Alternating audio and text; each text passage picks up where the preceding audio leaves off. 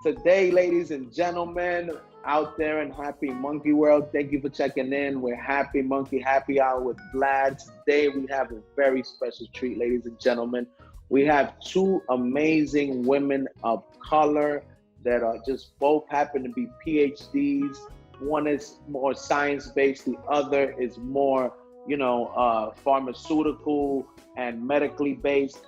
But they're both my friends, and they decided to stop by in the Happy Hour with Vlad and tell us about all the amazing things we're doing. First, we have Dr. Monica Tang, which is Director of M4MM Research, if I'm not mistaken.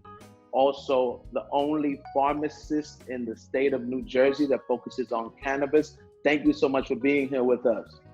Thanks so much for having me, Vlad. Of course, my pleasure. Then last but not least, we have Dr. Monica Vialpando, which is also a PhD. She happens to focus on science, research. She's also a yogi. Dr. Monica Vialpando, thank you so much for joining us tonight. How are you doing? Having me. I'm doing great. I've been looking forward to this all day. Yes. It's great to see you guys. Miss both of you guys, so it's great to just check in and just follow up, see how life is treating us during these historical times we're living in. So how is quarantine treating you guys? How have you guys been able to continue your mission and your business during all this madness and quarantine? Start with you, Monica. Tang. I like that. Well, first of all, thanks again for having me. I'm really excited to speak to you guys because it's right now there's so much uncertainty and a lot of stress. So I know we're all in this together, sending everyone positive energy. Miss you guys too.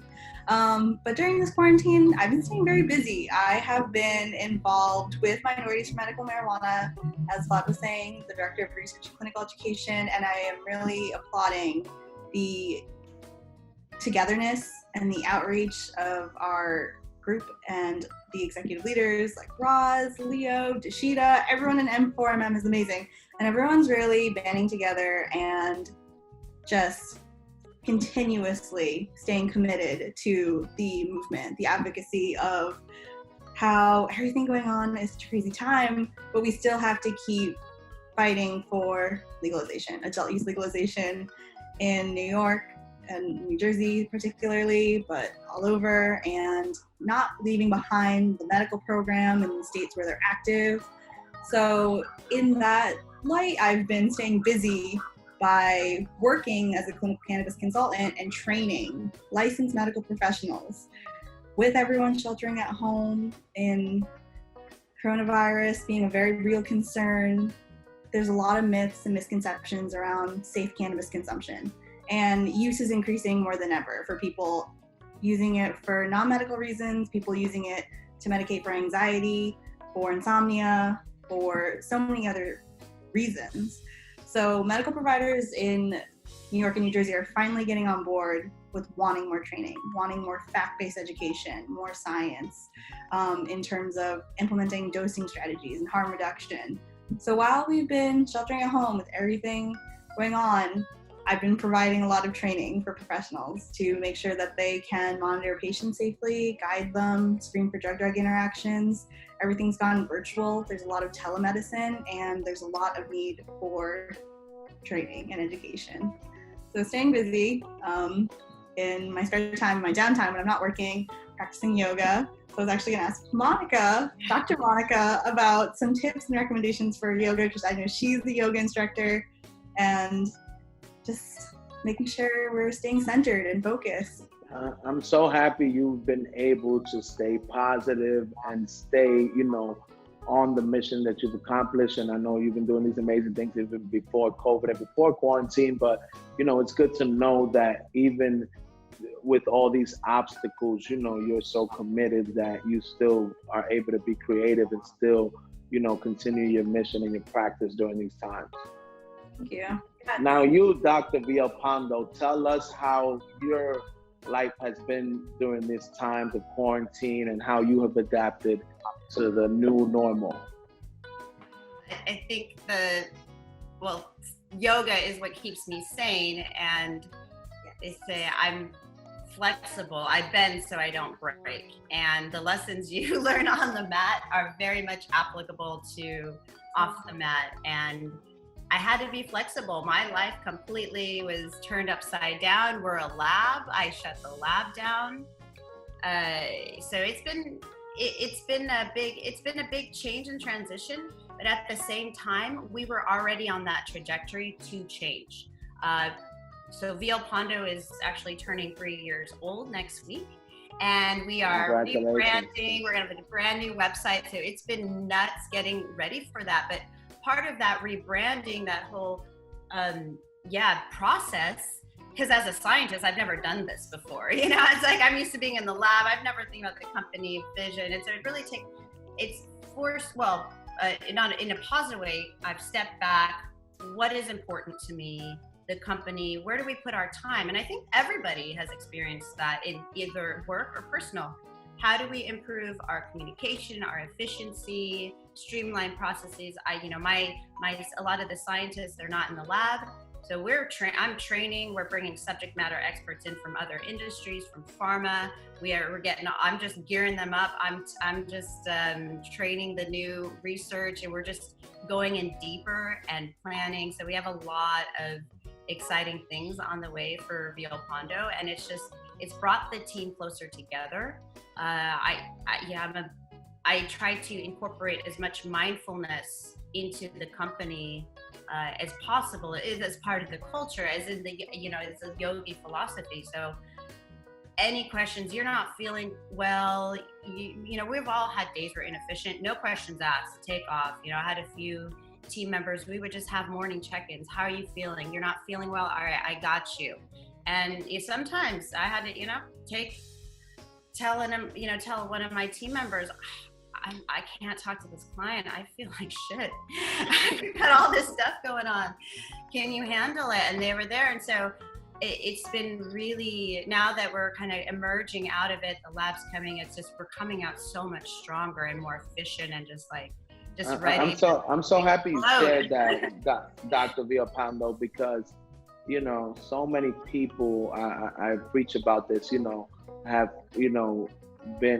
it's been difficult for people to adapt to the new normal and really adjust and really be fully optimal. And for them to hear from somebody like you, that's a high-level professional, that it's okay to have that one day that you're not feeling up to par, because what we're going through is not normal. And it's been tough for everybody to adapt. I'm sure people need to hear that, because self-care, 100%. I mean, everyone feels that. You can wake up and you're like, I'm on it, and you'll accomplish in one morning what you would on a standard day. And then there's some days you might reread the same sentence over and over again. That's just inefficiency. And I think I learned that from the work-life balance when I lived in Europe. So big part of my life. Where did you live in Europe, Dr. Vialpando? I grew up in Germany, 1st through 5th grade. So I learned how to read and write in German first. Then I lived in Belgium. So I did my Ph.D. in Belgium. And so I was there for 4 years. And I worked in a year for J&J thereafter. I lived in the UK as well, in Manchester. And then I did a 6-month research stint in Italy, University of Bologna. So I've hopped around Europe, but the main thing was what I took is that work-life balance, especially during my PhD, they really honor the summer and you just step away from it. And so, the 4 years that it took, every year right before summer, I'd be stuck on a problem and I'm looking at it, I don't get it. I go away, I do my vacation, do the summer thing, come back, and then it's like right there in front of you. So sometimes if you're just struggling, just put it aside, walk away, let it go, and then it'll just come naturally. It's like a lot of the knowledge, the intuition is in your brain, but sometimes you're so stuck in the weeds. Oh, that's so amazing for you to share that. And now we really know that you're literally a rolling stone, around the globe, been everywhere. But it's important for people to know, especially from professionals like you guys, like it's okay to have an off day, because I feel like right now in this multitasking, high efficiency society we're living in, sometimes people don't have their best days and they get too down on themselves, you know? Another thing I've been trying to preach here, guys, is that, you know, people come to Happy Munkey, they get positive, optimistic messages. You know, they get enough doom and gloom from CNN. They don't come here for that. And I really try to preach to people that pre-COVID and pre all the things that have occurred in the last 4 or 5 months, people all felt inadequate because they didn't have job titles, because they didn't have material things, because they didn't have certain statuses.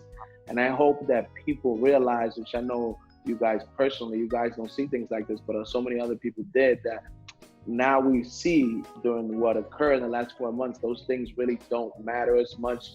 Very simple things matter. Whether you have a roof over your head, whether your refrigerator's full, whether your family and friends are okay.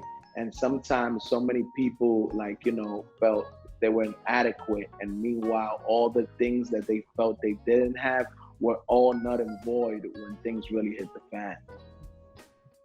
No, that's so true. I feel like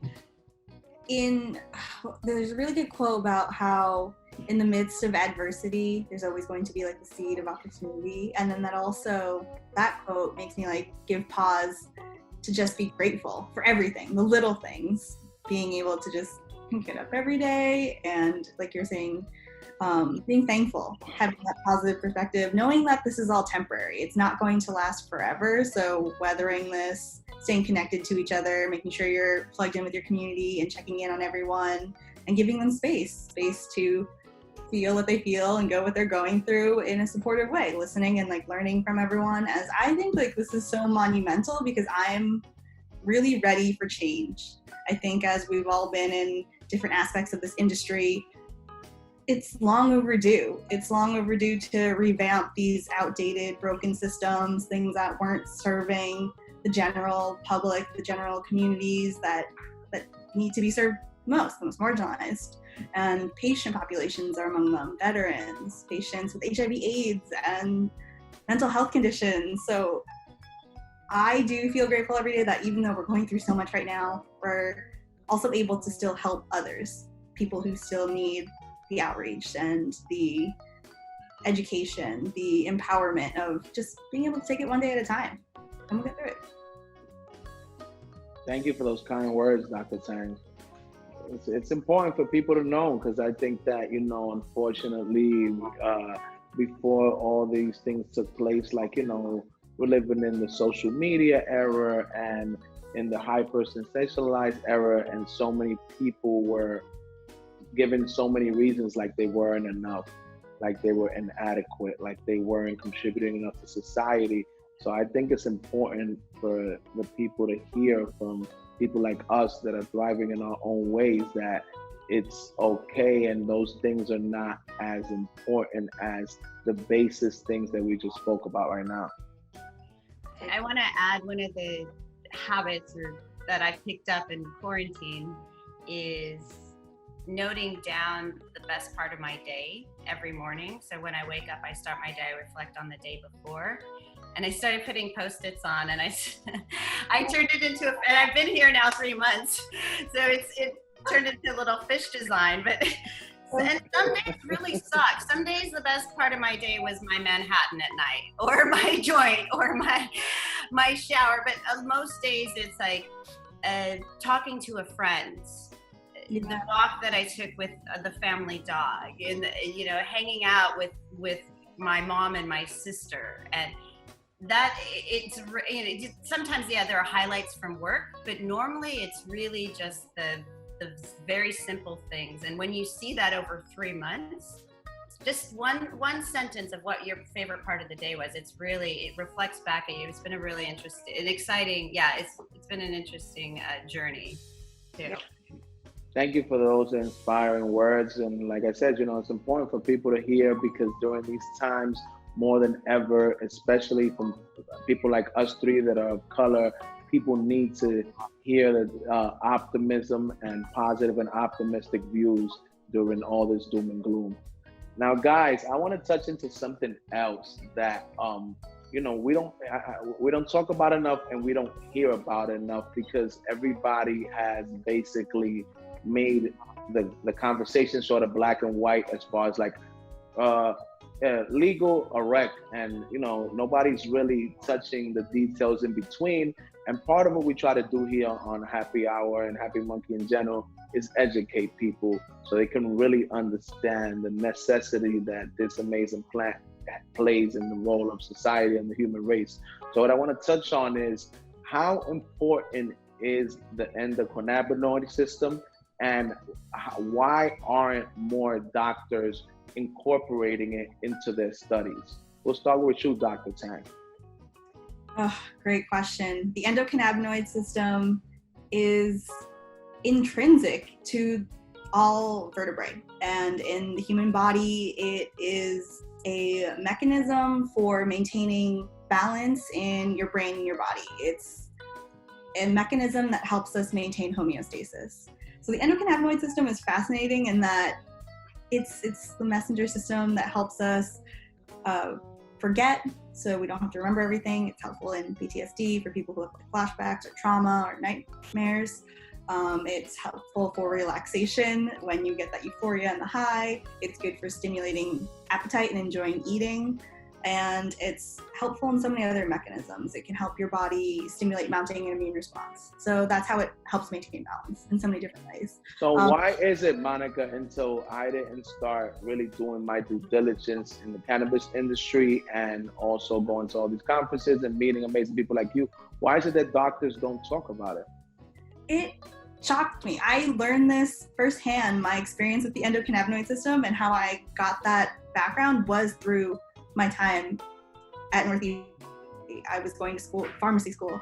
I was getting my doctor of pharmacy, my PharmD, and I learned about it through my professor. And he's like, I'm from India and I did some amazing research and I'm doing it now in the lab here in Boston on the endocannabinoid system. And I was like, I've never heard of that. And all my classmates, no one was reacting and no one was as excited, because I was like, this is so unique. It's so unheard of, and it's not covered in conventional pharmacy school, medical school, nursing school, like training for medical professionals. It doesn't happen in an ongoing way like we learn about the opioid receptor systems that's already natural to the human body.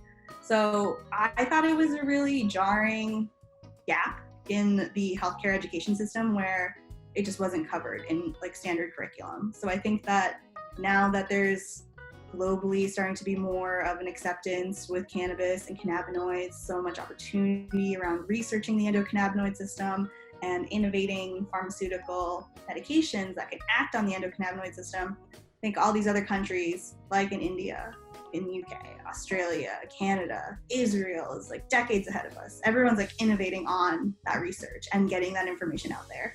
So I think while there's like a delay, and I think only conventionally maybe 13% of medical schools cover anything related to the endocannabinoid system and how cannabis works in the body. That's going to change. It's going to change because it's something that needs to be taught.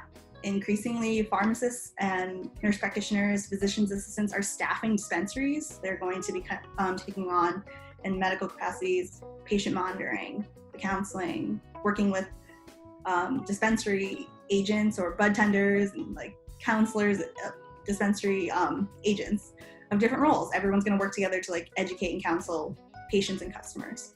But then also, again, hospitals, universities, everyone's going to get in on the research opportunities. So I think there's going to be just this new era, a dawn of like endocannabinoid education for medical professionals and researchers. Can't wait, Doctor. Thank you for enlightening us on that so much. What is your perspective, Dr. Vialpando, on the endocannabinoid system and why it's not highlighted as much in the medical and scientific industry? Well, I agree with Monica in that it just is simply not taught. And as it's becoming more and more of a topic, I have a lot of friends that are medical doctors and they were not trained on it. They had no idea about it. So you don't know what you don't know. And then they're not going to prescribe something they don't understand. That is just it's not safe. And then in addition to that, doctors are focused on dose and consistency.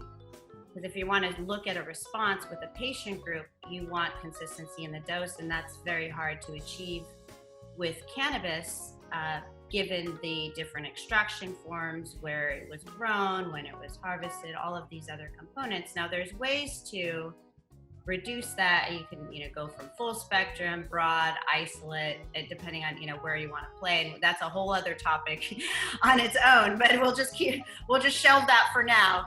But, even if we were just to take an isolate, which would result in, so that's the crystalline, the pure, 99% CBD or CBG or THCA, even there, there's some formulation considerations that one has to. It's like very hard to handle these cannabinoids. It was a humble slap in the face when I transitioned over to cannabis. But part of that is the difficulty in achieving a consistent dose or delivery mechanism. And like Monica said, we're seeing improvements and more research, but a lot of times these universities or these hospitals really lack the quality of cannabis to even do that research.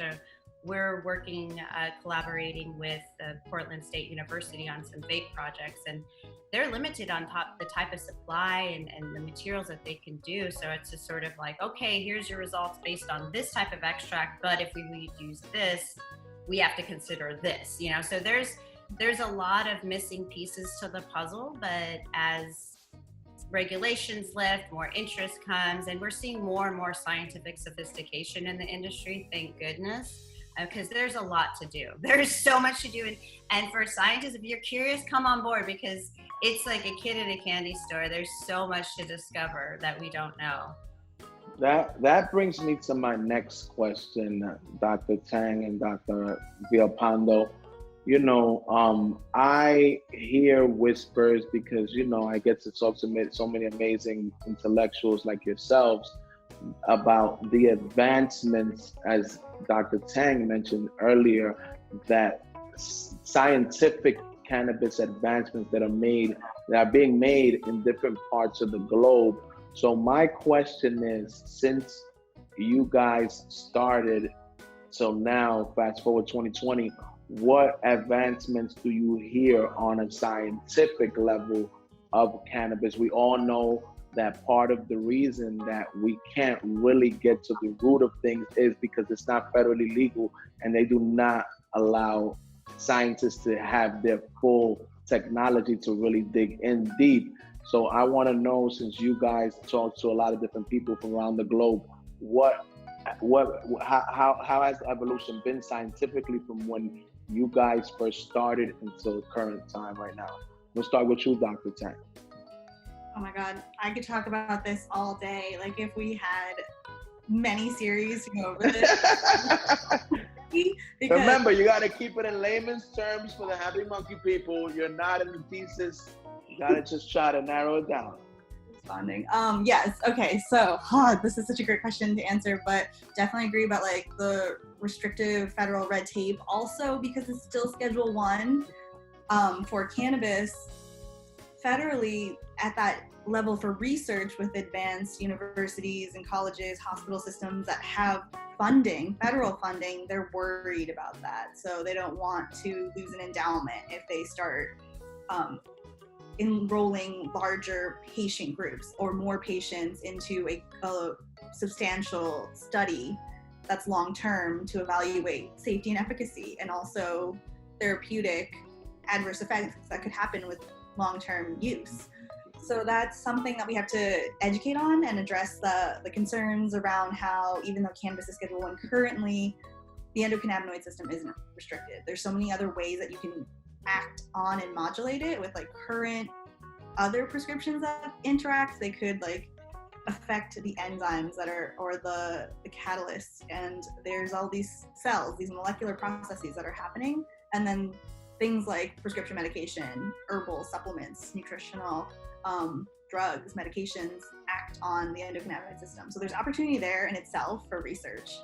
I think that it's going to be so innovative for the future in terms of, as a pharmacist, I think about drug safety and drug dosing, drug-drug interactions, and that's where I meet with specialists, like medical professionals who need tailored specific education, but then also like distilling it down in patient-friendly language.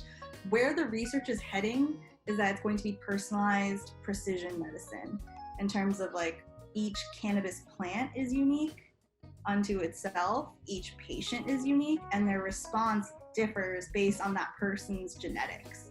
So at the level that we're at currently in pharmacy practice, standard pharmacy practice, if you want to see how a patient qualifies for a blood thinner, this specific drug called warfarin, it's an anticoagulant, you would take a sample of blood, and then you would get the allele, and you would figure out how they respond and if they appropriately qualify for warfarin. And researchers are innovating that so that we've gotten it down to the specific gene that we can measure and test for to see and estimate how people will respond to THC. Will they rapidly metabolize it? Do they break it down faster than the average person? Are they a slow metabolizer? Does it take them a longer amount of time? And then you can educate on that. You can implement harm reduction strategies around dosing and then monitor for safety. So it's preemptive in that it's a prophylactic dosing approach. We still have a lot of research to do to establish the parameters, to establish categories. And you mentioned earlier, you haven't touched on, what have you heard or seen that other countries are doing, and how are they advancing, and what have they discovered? Definitely along the genome study, I've seen evidence about that coming from Canada, publications from Israel. So establishing a person's individual genetic markers to see how fast or how slow they metabolize THC, I think is just an innovation of the future. But also I've seen researchers that are innovating on whole plant medicine. So they're looking at how to like quantify, or not quantify, but get a qualitative analysis and the chemical profile of the cannabinoids and terpenoids, so the essential oils that are in the plant, and flavonoids, like all the different phytochemicals. There's so many, and there's hundreds of them in each category. Other countries, like Israel, are getting down to the specific chemovars, exact profile, and then evaluating it for its benefits in chronic pain, in nausea and vomiting, in insomnia. And they're getting really specific. Because right now in the US, we're still like trying to teach people about like the indica sativa debate, and like we have a lot of ground that we have to cover, but other countries are making progress in different ways on separate yet simultaneous tracks.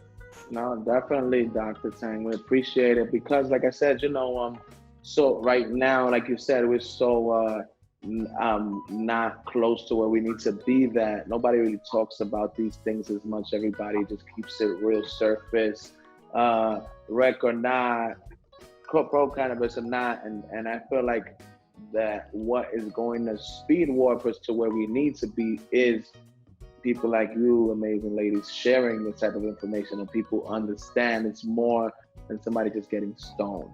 So now, last but not least, Dr. Vialpando, since you started in this industry up to now, what involvement have you seen, and what is your opinion on the scientific status quo we currently have in cannabis globally?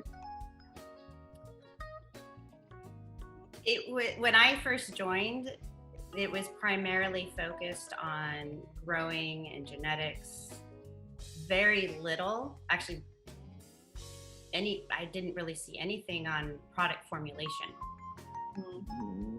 And then all of a sudden, people started paying attention to products and brands, and that's where Vialpando plays in. We create formulations, we create the recipes that we then sell to brands. So we work under, we let the other brands do the marketing and branding. We make the recipe, we teach them, we do the scientific research. So I've seen an evolution there, and I teach cannabis formulation at Loyalist College in Canada, and I broke down the curriculum because there's no one ever done this before. I kind of pulled in different trainings to one of the hardest things I've ever had to do. And I broke it down into these cannabis products into generations. So generation 1 being combustible flower, the classic joint, you know. I mean, you can still play around and innovate. Slow rolling joints, dipped in keef, you know, they can still flourish there. Then generation 2, oil-based formulations. So these are your oil-based topicals, your vape products. So where dosing is not necessarily controlled or known. If you put a topical, it's hard to say exactly how much cannabinoids you really dosed on yourself, or you take a puff of a vape, you don't know how much you took. Versus now we move over to generation 3, we're seeing designs of vape pens that can provide a single dose, and they measure that. Or a tablet, for example, so you know that is your dose, or the capsule. And then you can move forward into where the future will go even further, is the targeted delivery. And that's kind of coming full circle to what you said, Monica, and that specialized medicine is like, what's your target? Where do I want to hit it? And so there's a number of factors. So with generation 1, where you're just dealing with oil, the reason you can't target is because it's oil based, and you need to be able to dissolve it in water and implement different techniques to make something fast acting or slow acting. And there's different strategies to do that. So I'm seeing more, right? Like when I entered, there was generation 1 primarily, then there was a quick surge in 2 and 3. There's most of the industry is in this 2, still playing with the oil formulations, because working with water, like turning cannabinoids into water soluble compatibility formulations is challenging, but we're seeing more and more of that. And now everyone's trying to differentiate there. So we're seeing more clinical studies, more data. So that which is a great direction where the industry is going, because that tells us more how when you take a tablet, when I take a tablet, Monica takes a tablet, it's all going to hit us a little bit different based on our endocannabinoid system. So that's where formulation and personalized medicine come together. And so from the international side, I haven't forgotten about that part, is yes.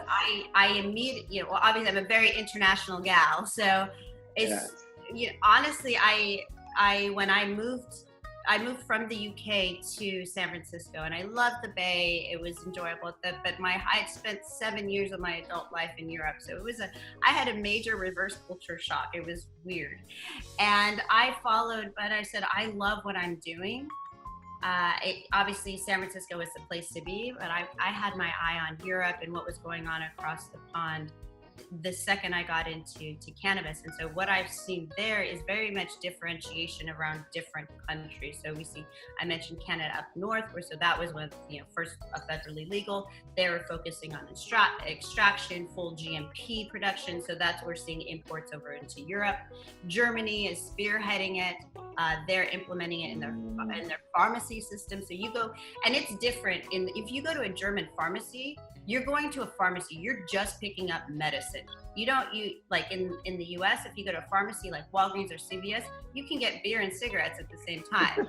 And that was always so weird to me. Like, I go to pharmacy, I just want my medicine. And so it's a little bit of a different mindset and culture. The Netherlands, they've been growing. They have that down, so they have the indoor growing to a science, because they've been doing it so long. So there's different, like Monica said, there's different countries that specialize in different areas. Malta is really spearheading on the regulations and the openness with cannabis and what they're doing. The UK, I've seen a nice evolution. They're paralleling a lot of what we're seeing in the US in terms of similar branding and marketing. There's like cool CBD pop-up shops. You're seeing nicer store, like nicer, more high-end CBD stores, versus when I go to Belgium, I've been to Italy, they still look like the very kind of sketchy old school dispensaries we used to see around the corner. So it depends on the country. You have Belgium, which is a bit more closed off to cannabis, and then their neighbors right next door have had it decriminalized for years and years and years. So it's very, very dependent on the country.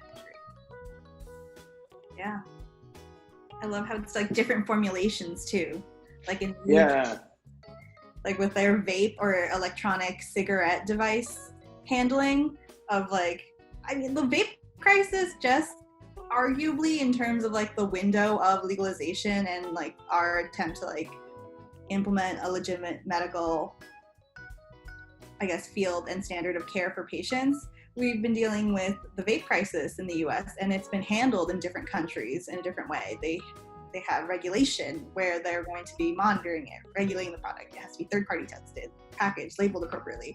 All these things where with this market that like arises to cater to offer cheaper and like less labor intensive vapes, there's a lot of risk, like contamination, the hardware, mold, mildew, and all these things, where if we had proper legalization, proper regulation, standardization of the industry, we could have safer products out and available to people at different price points so that it could be affordable for a majority of people.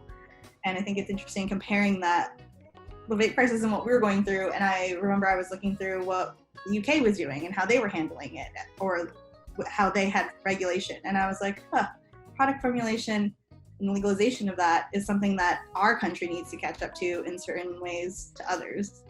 So it's a more of an underlying issue. So I mentioned I was living in Manchester. I was actually part of the setting of the regulation and the standards for vaping in the nicotine space. And I would respectfully disagree with you in the sense that it is regulation, but it's pragmatic regulation. And the difference between, and I'm talking from my experience now, I'm going to put my former nicotine hat on. So I've had many world lives. So you worked previously in the vape nicotine industry? Yeah. So after my background has all been in pharma, and inhalation was a big part of my pharmaceutical background.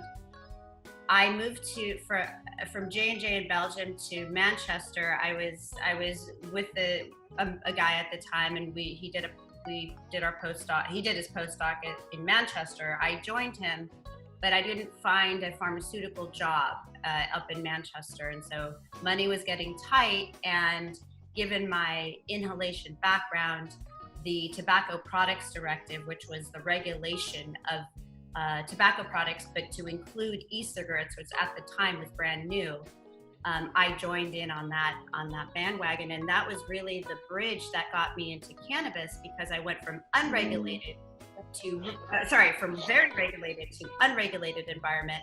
And then I'm around entrepreneurs. I'm thinking about a customer facing, because in pharma, you're in the lab. You're very disconnected from that end user. So I think about message and branding and ingredients that you put in, and that's obviously not a consideration with pharma. We just put in what we put in, but here we were thinking about taste and experience and flavor, message and safety. So it kind of shifted my thought process. But then, so when I go back to the pragmatic regulation, is that the Tobacco Products Directive was 50 pages, or is 50 pages long, and there was one article, Article 20, that covered e-cigarettes, and they managed to boil it down to a way that manufacturers could understand and implement more safer quality systems. And British Standards Institute came together and provided a guidance that their interpretation of the Tobacco Products Directive. France led the role as well in their interpretation. They were similar, a little bit different. And as a result, e-cigarettes in Europe are a lot safer because of the notifications and what you have to provide to the government in order to sell them.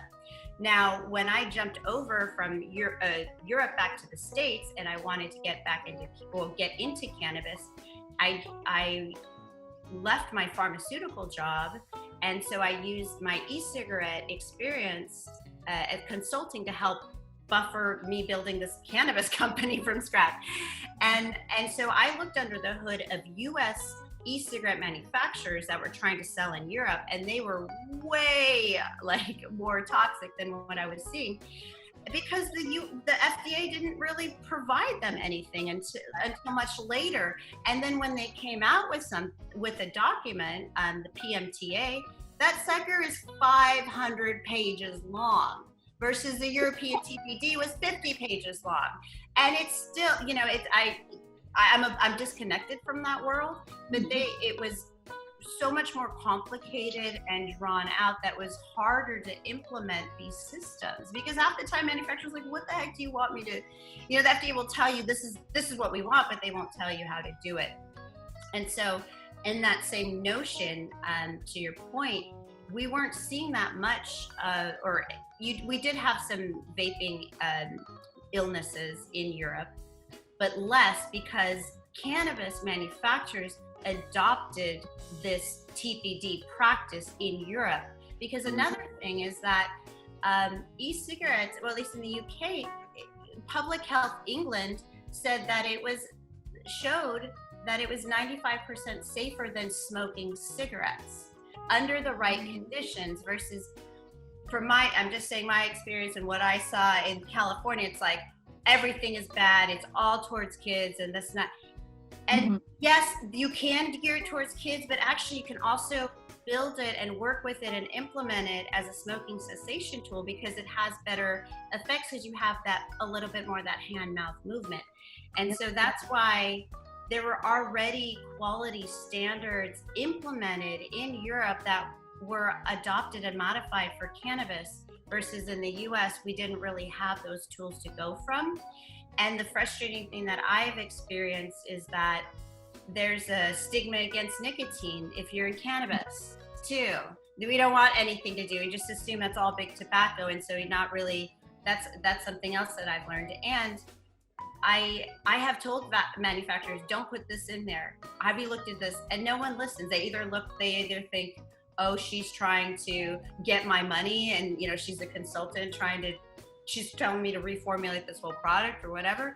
And that's why I just got so frustrated. I was like, all right, I'm going to generate data. And I started collaborating with universities to show you, this stuff will absolutely hurt you. And even before the vitamin vape crisis came out, I've been approached by clients to say, we want to differentiate putting vitamins in our vape pen. I'm all, hell no, you're not under my watch. We're not going to do it. And then guess what happened? So it's just, let's think about the science a little bit, and let's think about the finished product, because a lot of times I see finished products that concern me, and I go back to the manufacturer and they say, well, all of our incoming ingredients are their grass, which is generally regarded as safe. Our cannabis is high quality, everything's tested and certified. I'm like, well, that's great, but if you assemble it all together, what about the end product? What do you know about that? And that's where we got in trouble with vape, because we're testing the incoming extract, maybe the standard hardware, but no one's testing the finished liquid, what's coming out, what the emissions that are coming out, and those emissions and how they affect your lungs. Right. That's the big one. We're all, it's all clear and we don't put X, Y, and Z in there, but you're not thinking where it's going in the end and what you're trying to cure. And especially your lungs are so susceptible. And that's why you feel immediate onset, because it hits your blood right away. There's no defense mechanism. And so you have to be careful when you mess around with those lungs. Speaking of lungs, Dr. Vialpando, as you guys know, this is the Happy Hour show. And there's a reason for that, because we're trying to show that instead of happy hour with alcohol, when you come to happy hour with Vlad, the cheers is different. Cheers, guys. Cheers. I'll join you. Oh, wait. Because I'm going to stay hydrated, but see you guys. I'm in solidarity. So now, we already covered. I'm looking forward to this. We covered the more hardcore, intense, doctor stuff, guys. Now we gotta show people the humane, normal side of you guys. So my next question goes into that. I want to know your most memorable 420 cannabis experience, whatever it is, something that's stood in your memory, whatever it is. So people can see that you guys are not only trying to change the world with your PhDs, but you're also human beings and you also can really consume cannabis. Start with you, Dr. Tang. And I have so many good stories. And you pick one. This is no right or wrong answer. I want to give you guys a background one, like a younger years anecdote about how I ended up literally just stumbling across cannabis and cannabis consumption in the way that I also just like inadvertently stumbled across the endocannabinoid system. So I was around like 13 years old and I was reading The Count of Monte Cristo. Have you guys read it? Count of Monte Cristo, yeah. Oh my God. One of my all-time favorite novels ever. I think about it all the time in terms of plot and like the pillars of like social justice, like vengeance, maturity, and like all these things. What an incredible novel. Anyways, there's a specific chapter and it's called Sinbad the Sailor. And that's when, for those who haven't read The Count of Monte Cristo, the protagonist is in a cave, and it's like the Cave of Wonders, and he's on the island of he's on the island of Monte Cristo, and he's the Count of Monte Cristo. So he comes into this fortune. For anyone who thinks this is a spoiler alert, this was published in the 1800s, so read it. And these guys are in the Cave of Wonders, and they consume this amazing like banquet of food and drink, and then they take out some drugs because it's time to have a good time, and they're bonding and having this conversation, and they are getting to know each other. And I was reading it, and I'm 13, and I was just sitting next to my mom and my older brother, and I like looked over at them and I was like, what is like hashish? And they're like, what are you saying? And they're like, why are you stuttering? And I'm like, hashishes. And they're like, oh, hash, like cannabis? That's like a concentrated resin that people have been consuming, and like you could smoke it. And you should probably get really educated about drugs if you're interested in getting into like the medical field, because you need to know about like the spectrum of drugs, not just like prescription medications and like over the counters. If you're interested in like science, chemistry, pharmacology, a drug that you should probably know about is cannabis, otherwise known as marijuana. And that's how they were talking to me about it, because they were just like, oh, you're so young, you have so much to learn. And I was like, oh, interesting. And in that chapter of Sinbad the Sailor of The Count of Monte Cristo, they just have this like incredible experience. It's euphoric, and it was such a memorable, impressionable chapter. It's like never left me. And then I just remember going through academia of school and all these things, my research experience in the lab with my professor, and I was like, there's so many other benefits and effects to cannabis and THC, and there's so many other cannabinoids, and we all like focus in on the euphoria. We focus in on like the psychological effects that we can get from it. And then it made me think about how like stigma is so deeply embedded in our society. It's based on unproven pseudoscience and propaganda. So if we could bridge the gap of like where in culture, in literature, in art, and so many other mediums, cannabis has been so enabling and empowering, and it helps artists become creative, and it's written in so many amazing novels, and it's like a part of the plot. Why can't we also like normalize it, understand it, and like in a, I guess,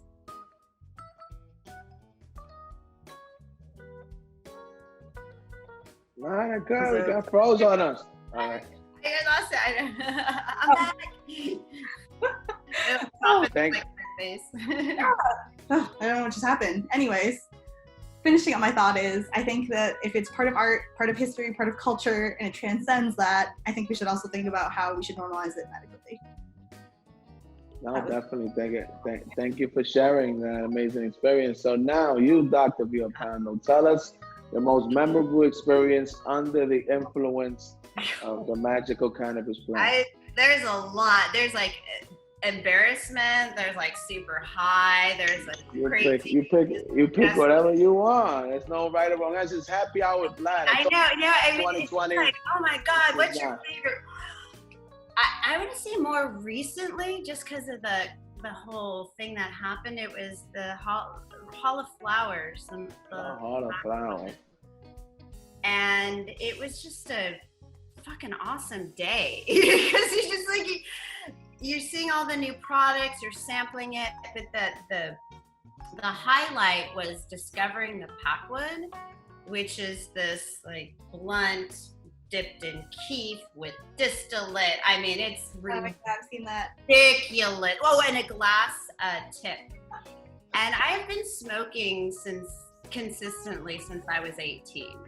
And so I have a pretty high tolerance, and and so we did it with one of our team members. He had flown in from Canada, so it was like his first time actually being in like the very kind of seeing branded products. Where he comes in Canada, it's all, you know, a bit more just white label. And so he was super excited. And then we have a great, we partner with Divios. They're a sun care brand.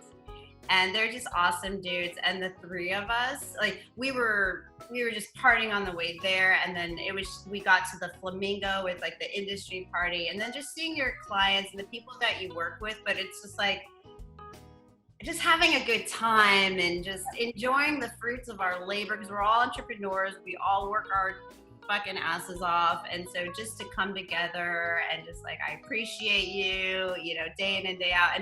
And so it was just like the best time. It was kind of and the fact that because this thing is so like gnarly, I think he called it like King Kong's finger. It's just like, I had this high that brought me back to when I was 18. So then I remember thinking, going back to Half Baked, I'm like, it's like Jerry Garcia's in my head right now. And it was just like, I was so in that movie. And it's so hard to get to that place if you've been smoking consistently for that long. So that was, I would say that was my most like euphoric, sort of enjoyable, carefree cannabis story. Yeah. No, that was a really cool one right there. And like I said, I mean, it's good for people to see that aside from you guys being so educated and really, you know, doing so many amazing things, that you guys also understand the consumer and understand the regular person that's just trying to figure out cannabis, because you guys also live a normal life and do normal things just like everybody else. I use it as a reward system.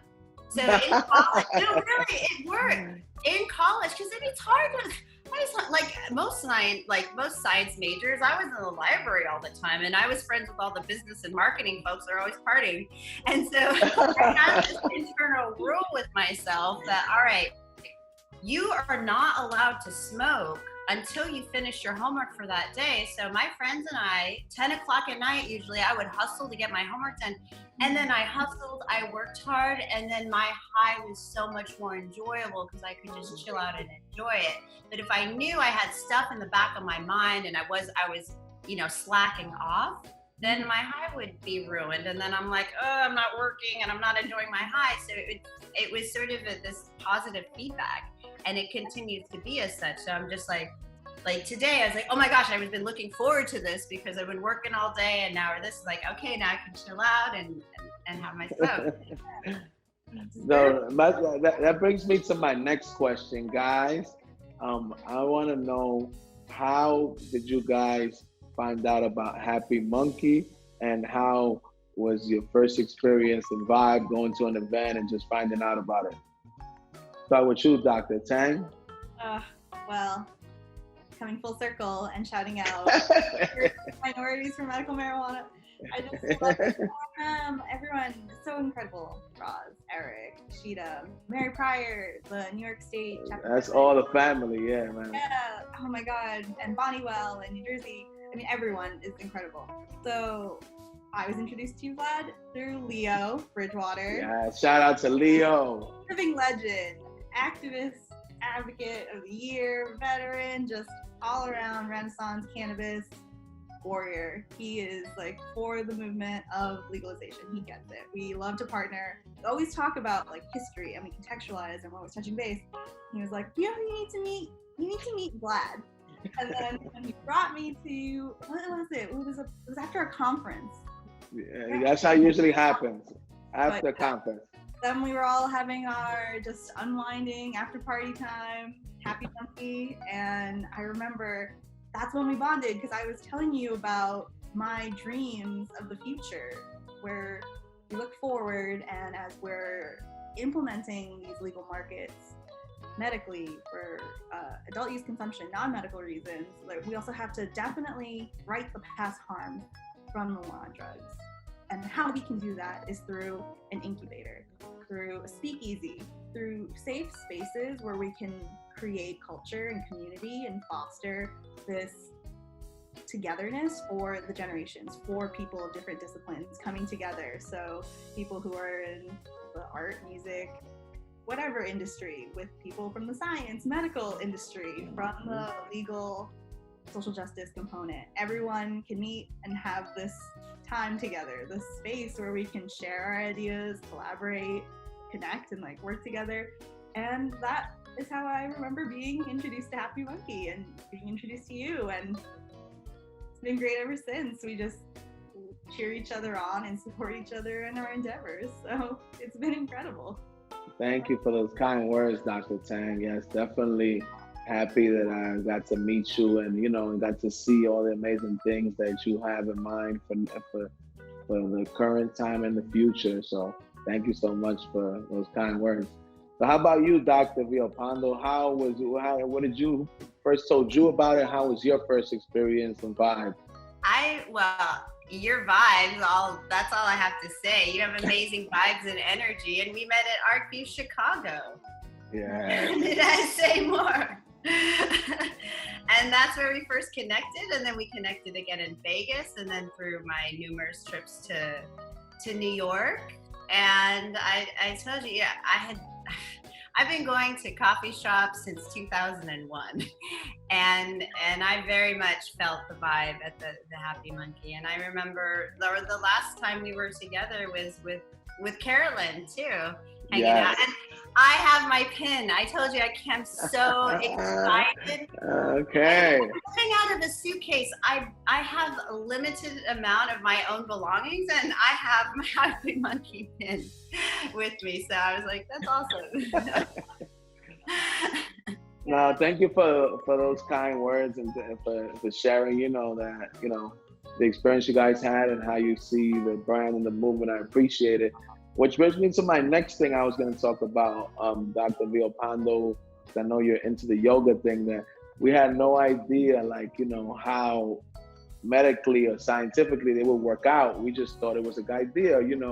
We had some friends, Salam and Steph, they did yoga and we were doing events and we're like, these things seem to go together. And then we did a few events where they were doing yoga, they would do yoga, and then afterwards it would turn into like a Happy Munkey event, and that marriage turned out to be a huge hit, and it was like sold out every class. It was crazy.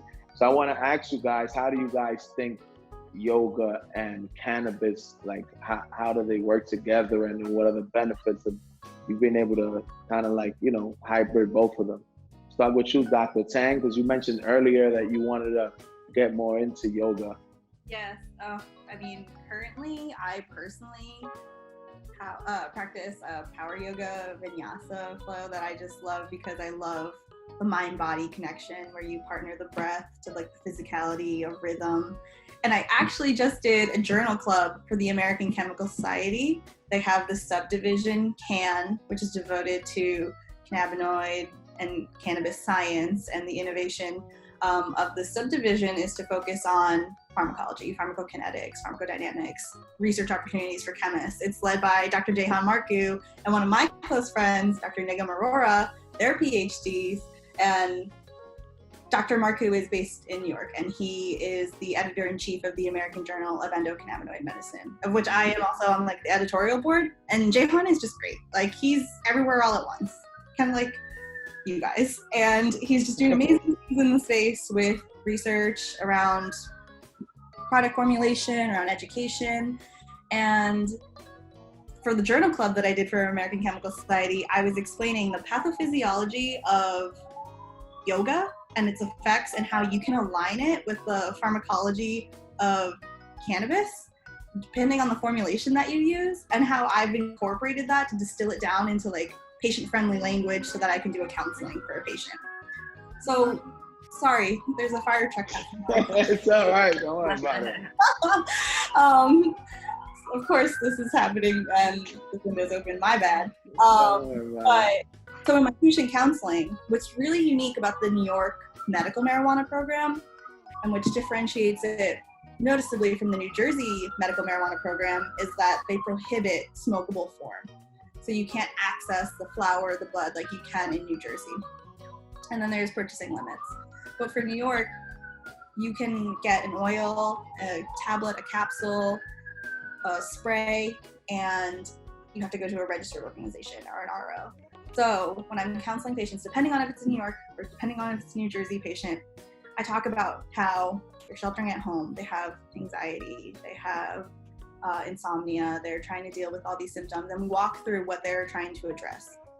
So I'm like, okay, you're at home, you have nothing better to do. Why don't you get up your device and go on YouTube and search for a yoga video?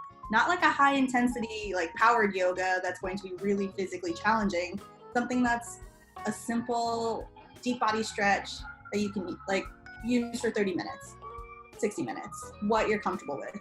And then I educate the patient on how you can use a sublingual tincture and how if you were to use 1 or 2 drops, understanding based on delivery method, the onset of action and the duration of action is when you can optimize getting the safety and the efficacy of cannabinoids, working on the endocannabinoid system, while it's synergistic with the benefits of yoga, with like, again, deep breathing, mind-body connection, getting exercise, and you don't have to over-medicate, you don't have to consume too much or unintentionally overdose is when like you get too much THC in the system and you're feeling dysphoric and it's uncomfortable. For patients who are what we call treatment naive, they're really worried about that. And also it's depending on time of day. If you are too high by accident as a patient who's like not familiar with your own personal dose, if you are too high at night, just go to bed. But you don't want to be like paranoid or confused or like dizzy during the day.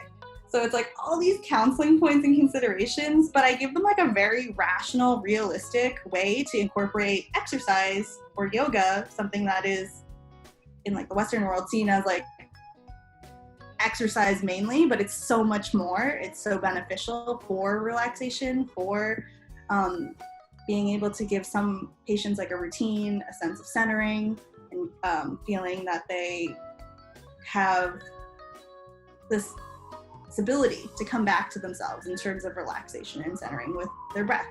You can pair it with cannabinoids and it's this amazing additive effect that's beneficial and relatively very safe.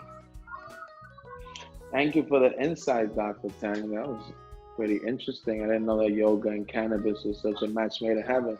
Now, last but not least, we want to ask Dr. Vialpando, since you're a yoga professional and have been really deep into it as much as you have, how do you think they go together and how do they complement each other, and why did you get into it so deeply?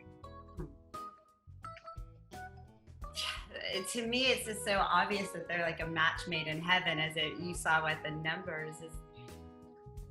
It's a matter of going in internally, and I think that, well, I know that cannabis will help you get there faster. It has this way of removing all the chatter and the bullshit that goes on in your brain. And that is also the goal of yoga, is just to really be in the now and be in your breath. And so when you integrate the two, it will help you hone in just a little bit deeper and a little bit more internal. Now, you can get it, maybe take a little bit too much or have a very like high sativa type of maybe if you, I've incorporated the two for a very, very long time and in my regular practice. And sometimes without too, just to keep things balanced and to keep the whole holistic practice. So not every time I practice have I smoked. But I definitely notice that if I consume some cannabis that it is enhanced. And it's a matter, yoga, yes, is about the breath and it is about the movement, but there are 8 limbs of yoga. There are many other facets of what you put in your body, how you speak to people, your breath, the postures that you do. Then you go into the sensory withdrawal, the meditation. So there's all of these layers and facets, and different parts of yoga emphasize different things. And that's why you pull from different components of what you need. So typically, I practice a very handstand, like Ashtanga, a type of yoga called Rocket. We love being on our hands, handstands, arm balances. And right now with COVID and everything going on, I need to sort of tone it down, and I notice I do more grounding postures, and if I do arm balances, they're just closer to the ground, because that's what I need right now. And that's what cannabis does for you. So if you have a headache or you want to go party, there's a different cannabis for that. There's a different yoga for what you need. And that the working and exploring and integration of the two is just adds to the enjoyment of the journey. Oh, thank you so much for sharing, man. Because like I said, I had no idea about how it would help people medically or anything like that. We just thought like, well, this is pretty cool. We're cool with the sound of CBD people. They're already doing events with that. So many people that use cannabis do yoga. So let's try this out, see what happens. And it turned out to be like a pretty big thing. And glad to know that not only was it a fun experience, but it's also doing a lot of good for the people. Which brings me to my next question, guys. As you guys know, legalization in the future, near future, we believe, is going to start hitting the East Coast more, and specifically the tri-state area. I want to know what your opinion is as far as like, once again, nobody discusses the detail because everybody's so gung-ho for things to go legal that nobody is really asking how it's going to look from a bird's eye view and all around the board. So I want to know, like, right now, the current medical system is, kind of okay over here in the tri-state area, but, still there are people that, still use it for medical reasons and benefits. And I want to know, how is it going to affect the people that need cannabis for medical purposes once it goes rec, and how do you guys see it being done correctly where they don't get affected or not as well attentively taken care of as they have during this medical environment? Start with you, Dr. Tang. Oh my gosh, these questions are so great and so important. They're so relevant. In a pre-COVID world, we were still struggling in terms of supply and demand. In such a densely populated area, there's the lack of practitioners to certify patients, the approved qualifying conditions, while they've been brought in to now include chronic pain, anxiety for New Jersey, migraines, which is great. It was really restricted before. And some qualifying conditions get added on piecemeal, like PTSD was added on in like a different iteration before 5 more conditions were added on. And then there's the allowance, or there's the limit of, there's a very vague THC limit or THC cap in New Jersey, and then it can be interpreted legally in different ways.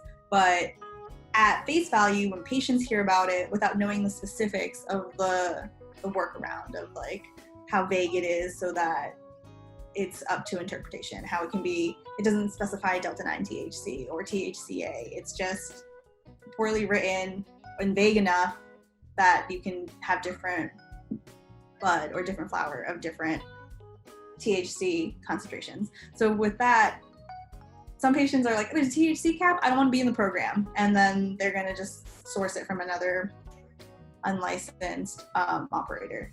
And in New York, providers are really stigmatizing and stereotyping in terms of their fear of smoking. And so, I believe that there's not flower. Is there flower in New York, Dr. Tang? It's not going to be, so they want to prohibit smokable form as much as possible. So like access to the flower in the way that you can or cannot regulate it is actually also something that Pennsylvania is trying to deal with, because they want to have flower available for vape, like for vaping. So it's like, what does that mean? How do you limit and restrict and regulate someone and how they have like autonomy and agency with consumption in their own home? But they are talking about how flower should be made available.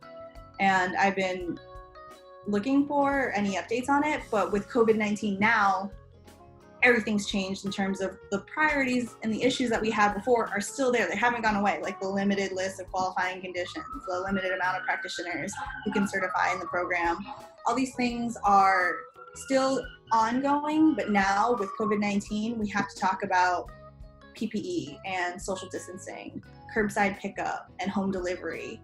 home delivery was always available in New York State. It was one of the reasons or allowances that the Department of Health wanted so that people would participate in the program. They'd be more willing. So if they're homebound or they can't access transportation to get to one of the registered organizations, they have the method and the option of home delivery. So some ROs are licensed for home delivery, and it's just getting that program up and running. New Jersey just had to green light that because of COVID-19. So just comparing and contrasting New York and New Jersey, we had all these barriers of access to the program. So that was pretty restrictive based on cost, based on access, based on so many problems finding a provider in New York and New Jersey that still exists now. And now with COVID-19, we still need to train dispensary staff on the physical distancing of 6 feet apart, of dispensaries being open and operational, but limiting the amount of people that can enter if they can, and converting patient counselings over to telephone. All these things are ways that they're trying to pivot and prioritize how to manage everything that's going on with COVID-19, but it's difficult for patients to navigate. It's getting harder than it already was for the program to operate smoothly and fluidly so that it's ultimately super accessible and focuses on the patient. And now with COVID-19, everything's like changing so that you have to obviously include the appropriate PPE recommendations from the WHO and the CDC and all these things, sanitation, and everything is going to impact the patient experience. So we're in transition, we're in flux, there's a lot going on. I think that there's a lot of areas of improvement that the New York State medical marijuana program could expand upon, as well as New Jersey.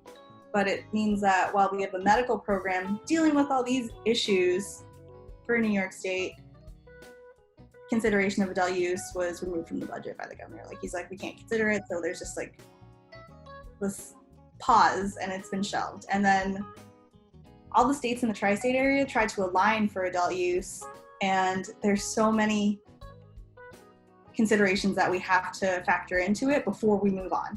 So the last thing I'll say about this is, with the work that I've been doing with states in operating in the simultaneous like adult use and medical markets, for example, like Illinois and Michigan, you have to always prioritize supply and demand for patients first before you can sell to the adult use consumer market of like ages 21 and up. Those customers are different from patients. So you have to have the adequate supply to make sure that your patients' needs are met first before, and that's going to be a really interesting challenge to now navigate with everything going on with the coronavirus. So we'll see how different operators manage.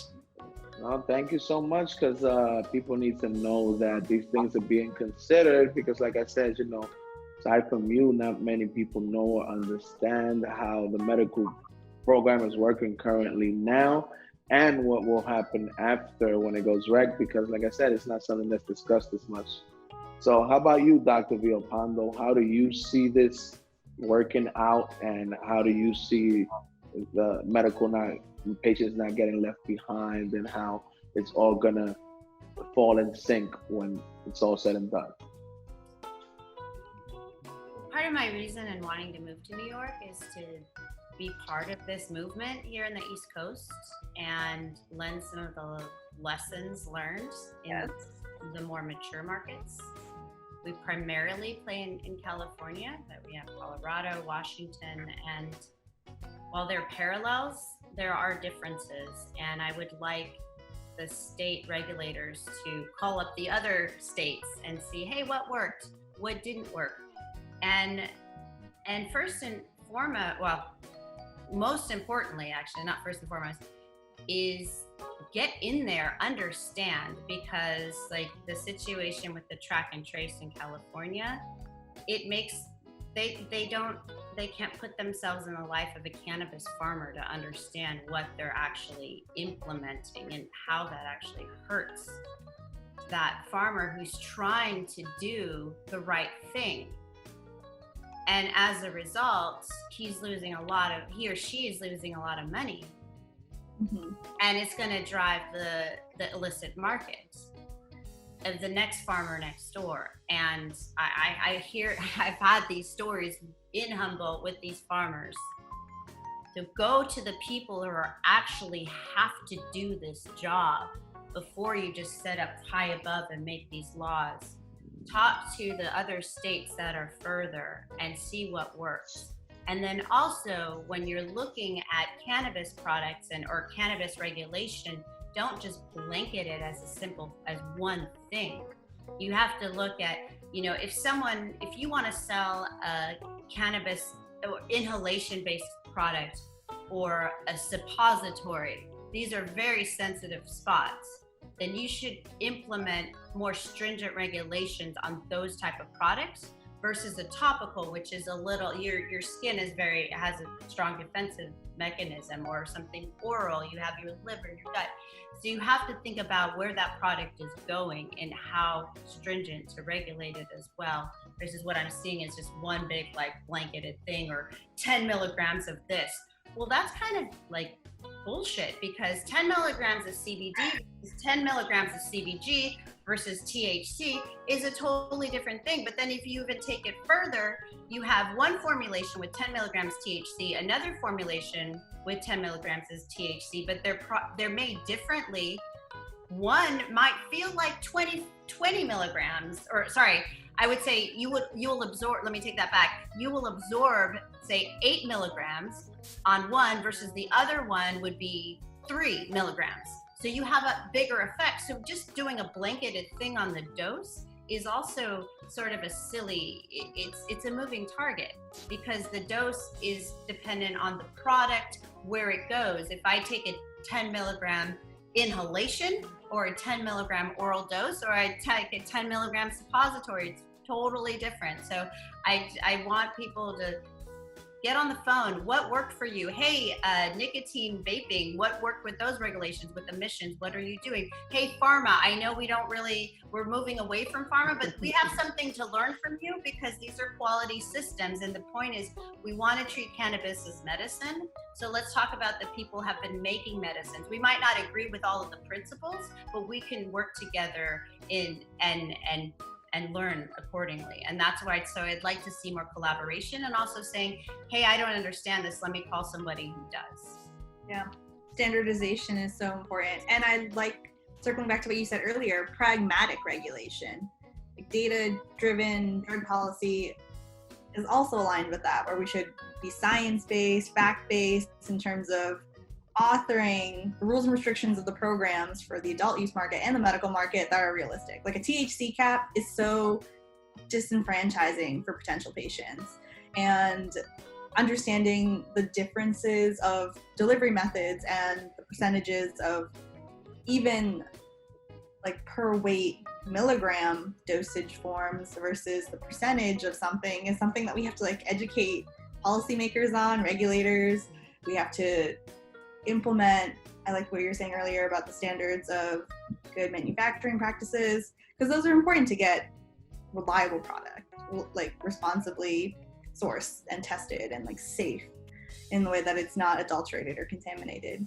But then also it's interesting because we have to work with the moving target of the fact that we're doing whole plant medicine, and the plant is again unique, where we're talking about the different flavonoid, terpenoid concentrations, different ratios and amounts of CBD, THC. We still are scratching the surface with what we know about CBG and CBN. I mean, this is just the beginning, but we can't let the genie out of the bottle, or it is out of the bottle, but we also have to be reasonable about how we move forward. In the upcoming years, these are the formative years. I'm so happy that you guys decided to share that, because to be honest with me, in my experience, I've had the pleasure of talking to people from all walks of life and perspectives.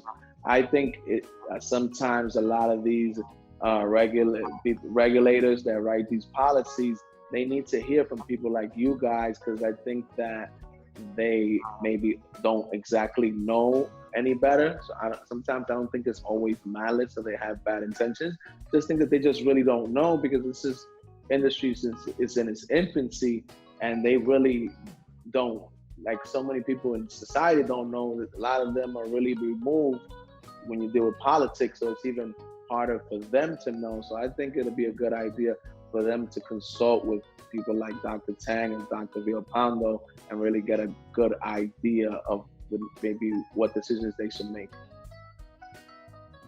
So, guys, it's time for the $1 million question that we ask all our guests that ever come on the Happy Monkey Happy Hour with Vlad. I'm really interested to hear from your two amazing minds what you guys think and what your opinion is. So the $1 million question is, guys, if you had to describe Happy Monkey, the movement, the place, everything you guys know about it in one word, what would it be and why? We'll start with you, Dr. Tang. Just one word to describe it? Yeah, whatever you feel. Yeah, whatever one word you feel describes it or comes to your mind. Trailblazing. Trailblazing, why, Dr. Tang? Because it's a place where so many people of different backgrounds and specialties, levels of education, all come together and we share the interest of the cannabis plant. Whether you're curious, expert level, and if you're a treatment naive, treatment experienced patient, everyone's there, and you know it's going to be a welcoming, safe space where you can just be yourself. Like, I can talk to you about the most exciting research I just read and how I get to nerd out over like marrying that science and translating it into like patient care and harm reduction. And you're like, this is important research, and then we can talk about it. But then you'll also talk to me about the cool things that's going on in terms of how you're expanding and what's going on in Miami, and then how the culture is different there, and how we educate everyone around us. And I think that because you can be active in so many places at once, because you can cross so many mediums at one time, I think that Happy Monkey is truly trailblazing. Thank you for those kind words, Dr. Tang. Appreciate you. How about you, Dr. Vialpando? What would be your one word and why? Inclusion. Inclusion. Why inclusion? It's a community. Everyone feels welcome. And I'm coming in at the same angle that you're coming at, Monica, or a different angle, but again, full circle is that when I was a Happy Monkey, well, just your energy, you attract many different types of people, and that is reflected on the experiences when I went to Happy Monkey.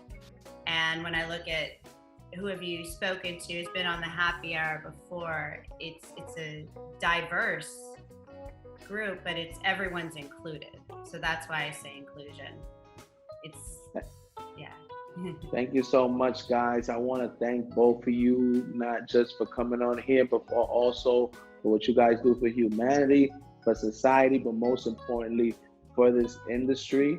You know, you guys are two very well accomplished ladies that are doing amazing things with your PhDs, and most importantly, which is always my goal, you guys are giving inspiration to, you know, women of color and women and minorities and people that are marginalized, to see that if you guys did it, they can do it. And it's really good to see people being the change that we want to see in the world.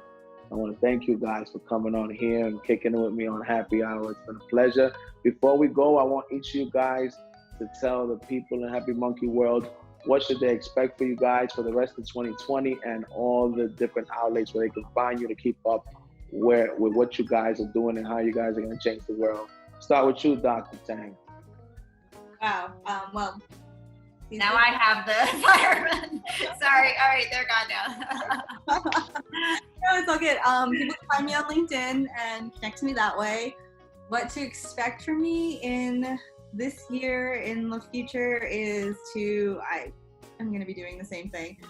Education, training, bringing on more medical providers, meeting them where they are, and having facts to back up the training, the education, the research, and engaging them in opportunities where it's equanimity. Because there's still medical doctors out there who think that this is the devil's lettuce and that reefer madness is real, and it's so much more complicated than that in terms of course, the plant, of course, delivery method, but also the genetic predisposition of pre-existing conditions, whether it's a heart condition, mental health condition, all these things that are going to be part of how medical providers see the plant and how they might have a lot of stereotyping and shaming around its use, but I'm going to be training them. I'm going to be trying to bridge the gap of like medical research and science, education, bring providers in so that we can educate, counsel patients, and keep them safe. There you go, everybody. Happy Monkey World. Now you guys know where and how to find all the amazing things that Dr. Monica Tang will be doing for this industry and for this world. Thank you. Now, last but not least, Dr. Vialpando, tell the people where they can find you, all the amazing things your company has to offer, and what should they expect from you and your company now for 2020, Dr. Vialpando. Thank you. Well, we're rebranding next week, so we're turning 3 years old. So turning into from Vialpando into the Innovations and a brand new face. I've basically been hiding under a rock, just on the research, working with my scientists, doing the products. So now we're sort of coming out. This is who we are. This is what we do. So it's very, very exciting. Right now, our Instagram is VLP_lab. I'm also on LinkedIn, Facebook, companies on LinkedIn. But it's been very quiet, and we're about to come out with a lot of education, a lot more research around women's health, specific formulation considerations around women's products. So different targets, differences in endocannabinoid effects. We are seeing, we see gender differences amongst standard medicines and nutraceuticals. So same would also obviously applies to cannabis. We're going a little deeper in there, in the skincare, definitely around the SPF protection, and in the oral delivery, that's tablets, beverages, anything that you ingest, edibles. We're working in that space. We're looking at different ways to make your onset faster, stronger, longer, playing around with that. So you hear these different terms, technologies, nanoemulsions. So we can do that, but we play with a lot of different technologies to really fine tune and tailor your dose. So right now we're just honing in, and that perfecting our craft and really digging into the research right now that the lab work is slowed down. So we're really, really rocking and rolling in our research and our planning and our strategy, and giving back to the community. So I'm doing a fundraiser right now. It's actually, we were talking about yoga. So I went back on the yoga mat. So I first received my yoga teaching certification in 2012, and I loved teaching. I taught a lot, and then I started Vialpando and I just stopped. And I continued on with that practice, but it's crazy. I've been spending the last 3 years educating and talking and on different conferences, but to get me back to teach a yoga class, I was like, oh shoot. And I loved it. I had to get over that fear, and it was for a good cause. So we're doing a fundraiser for Black Lives Matter, the Last Prisoners Project, and the Loveland Foundation, and Color of Change.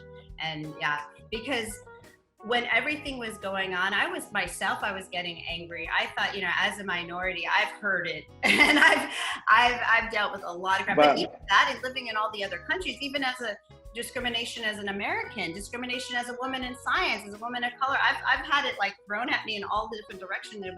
It was coming back with everything that was going on, and it was making me negative and angry. And I was like, I'm gonna combat this with positivity through yoga. So that was the story. So I knew if I had to get up there and authentically teach a lesson of peace and voice and grounding, I had to believe that. So I actually used that as a tool to get me out of my funk.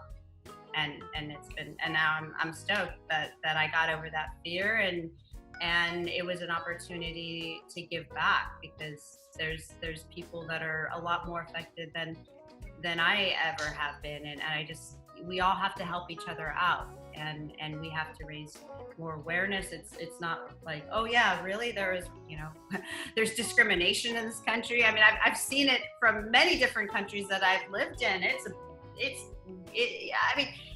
a global thing, and each country has their nuances.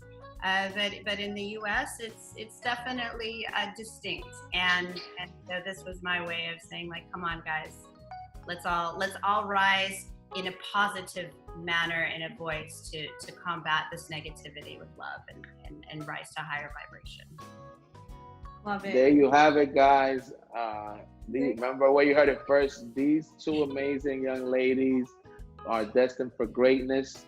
So now you have it. Remember where you saw them first, because they're two rock stars. And I want to thank you, Dr. Vialpando, not just for your philanthropy, but for choosing two organizations that I hold dear to my heart, which is Last President Project. Steve D'Angelo is a great friend. Yes. Black Lives Matter. Hawk Newsom is a great friend. So thank you, out of all the organizations, picking those, because they have some really good people behind them. Yeah, we've had some great turns. So please, just any donation helps, and you get a playlist and a personalized message. So it was really around, I tailored and I integrated different types of yoga, even reflexology, some chakra work. So I really pulled in all the brushed off the old books of training. So do something good for yourself and the community. So once again, ladies, Dr. Monica Tang, Dr. Monica Vialpando, I really appreciate you guys coming on here.